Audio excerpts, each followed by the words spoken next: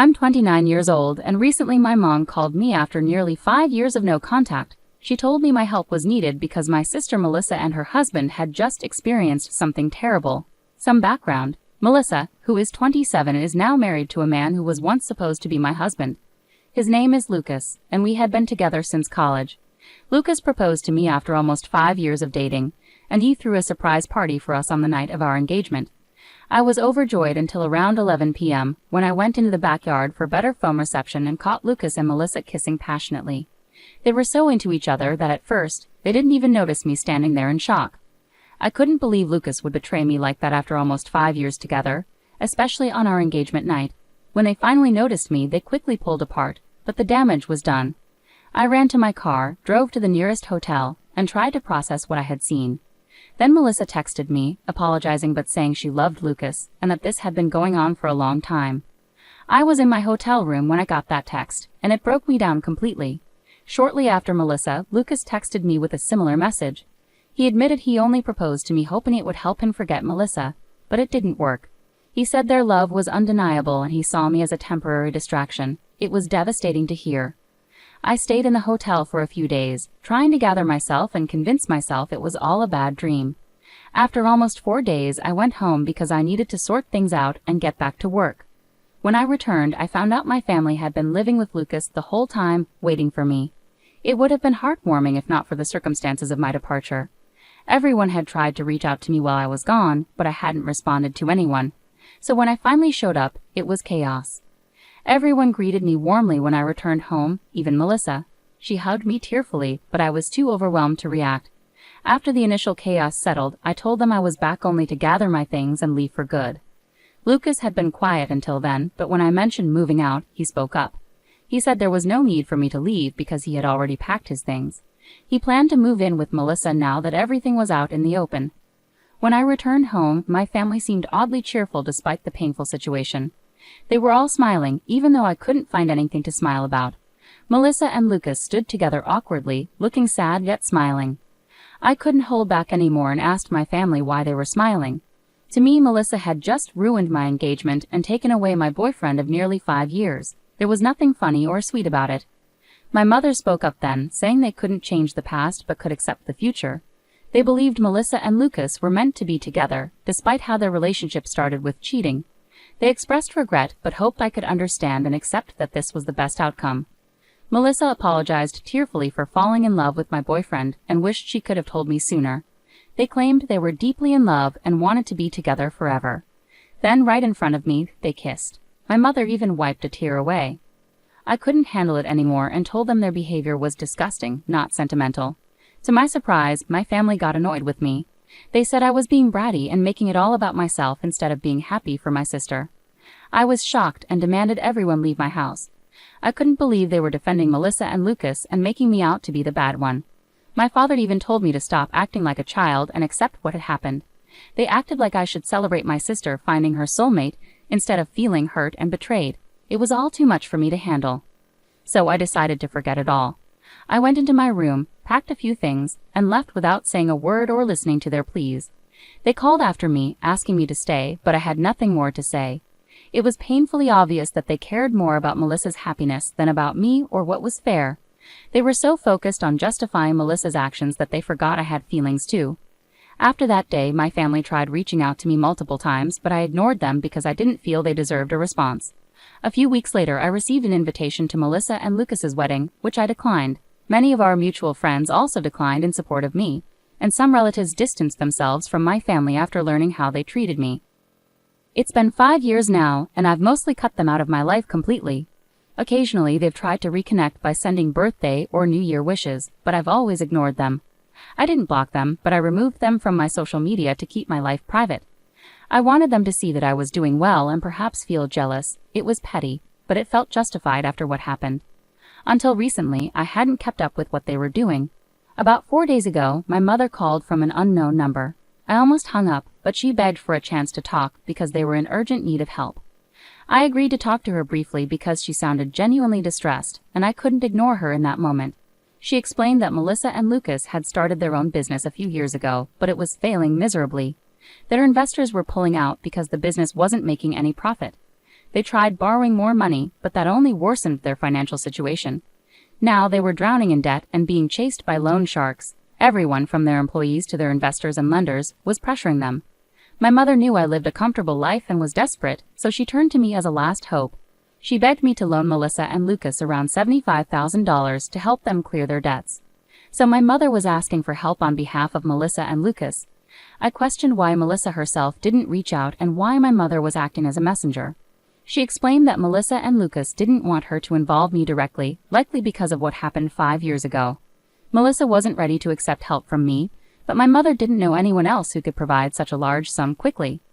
Months had passed and Melissa and Lucas were struggling to make ends meet. My parents and even Lucas's family were doing all they could to support them, but it wasn't enough. Everyone had to think about their own financial security, especially since most in our family were retired, including Lucas's parents. With no other options, my mother called me for help. I could afford to help them, but I didn't want to. Melissa was right not to ask me directly for help. After what they did, they lost any right to make demands from me. I told my mother I couldn't and wouldn't help Melissa and Lucas. She was upset and said I was being cruel, urging me to think about our family. I pointed out that Melissa and Lucas hadn't thought about me during their affair, and our family hadn't considered me when supporting them. I had worked hard for my current position and wasn't going to give $75,000 to people who didn't deserve it. My mother started crying, accusing me of being selfish. She warned that Melissa and Lucas would face serious trouble without my help. I replied that I couldn't change my mind and ended the call. Since then, my mom has been texting me nonstop, begging me to change my mind and help my sister. She says I shouldn't seek revenge and that Melissa's situation is dire. If I don't help now, I might regret it later. It's really overwhelming, and I don't know how to respond without feeling like the bad guy. Am I wrong for not wanting to financially support my sister after she stole my fiancé 5 years ago? Update. So I finally decided to block my family. I should have done it years ago, but I kept them around partly so they could see what I was up to and partly out of fear that I might regret cutting them off if something bad happened to them. Now I realize I don't care anymore. Refusing to help my sister financially isn't about being petty, it's practical. They've already wasted a lot of money, and even if I gave them $75,000 now, I doubt they could pay it back. It's a substantial sum, and even with my resources, it's not something I can give away without expecting repayment. If it were a close friend, I'd expect the same. I talked to some friends about it, and they agreed that not giving them money was the right call. It's not about revenge, but about being realistic. Now that I've blocked my mother, I don't have to deal with her trying to guilt-trip me anymore, so I feel relieved. Update 2. Hey everyone, something major happened today. While I was at work, my neighbor called to say there was a couple outside my house causing a scene and demanding to talk to me. They'd been at it for about an hour. Reluctant to leave work, I asked my neighbor to describe them. Deep down, I already knew who it was. She described them, and it was confirmed. They were Melissa and Lucas waiting for me at home. My neighbor insisted I come home to handle the situation as she didn't trust that Melissa and Lucas were up to any good. Given their history, I agreed. I thanked her and drove home immediately, not wanting to risk them getting inside my house.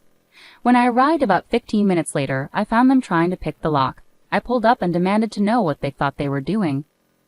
I attempted to call the police, but Lucas quickly knocked the phone out of my hand.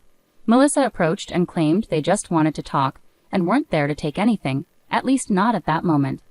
I told them to speak quickly and made it clear they wouldn't be coming inside.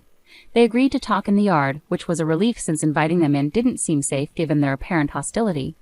I told them to make it quick and that they shouldn't expect me to invite them inside. They agreed to talk in the yard, which was a relief given their hostility.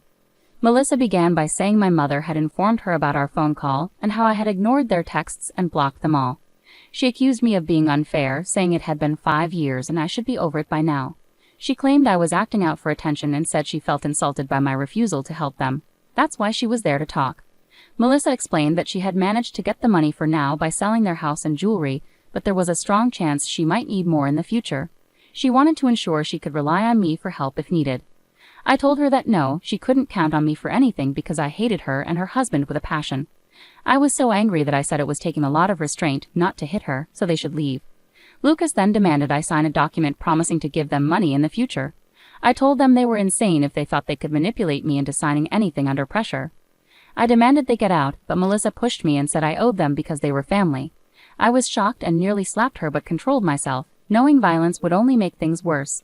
Instead, I grabbed my phone from the ground, got into my car, and drove off quickly. Since I had left the engine running, it didn't take long to get a head start. They didn't chase me on foot but stayed at my house, which was unfortunate. As soon as I was a safe distance away, I called the police and explained the situation. I then drove back home, arriving just before the police did. Within 20 minutes, I told them everything, and they arrested Melissa and Lucas. I knew the charges weren't severe, so they'd probably get off easily, but at least they were taken away, and I didn't have to deal with them anymore. It's been a few hours and I haven't heard from anyone in my family. I expected at least one of them to try contacting me from a different number, but they haven't. Maybe they've given up on trying to get under my skin, or they're waiting for things to calm down before reaching out again. Either way, it's been strangely quiet. Update 3. Hi everyone. So the last update was about a week ago. I had started to believe that my family would leave me alone after I called the cops on Melissa and Lucas, but I was wrong. This time it was my parents who showed up at my house, asking to speak to me. This happened yesterday and they seemed a lot less arrogant than Melissa and Lucas, so I let them in. As soon as my mother entered the house, she started crying and apologized for taking Melissa's side over mine. My father explained that after they learned about Melissa and Lucas getting arrested and physically pushing me, they couldn't look at them the same way and decided to cut them off. My mother continued to cry while my father admitted they were wrong for siding with Melissa in the past when I was the real victim. I told them that while I appreciated their apology and them finally coming to their senses, it was too little, too late. I was now used to living my life on my own terms and didn't want to go back to putting my family before myself. So even though I appreciated their visit and apology, I couldn't promise to work on our relationship. I felt there was no point in trying to salvage something that was already ruined, even if it was with my parents. They tried to convince me that we could fix things if we wanted to, but that was the problem. I didn't want to anymore. I just wanted to be by myself. I told them I respected their efforts, but I was done. They seemed a bit disappointed, but eventually they left and asked if I could at least unblock them so we could keep in touch. I have unblocked my parents, which feels weird, but that's it.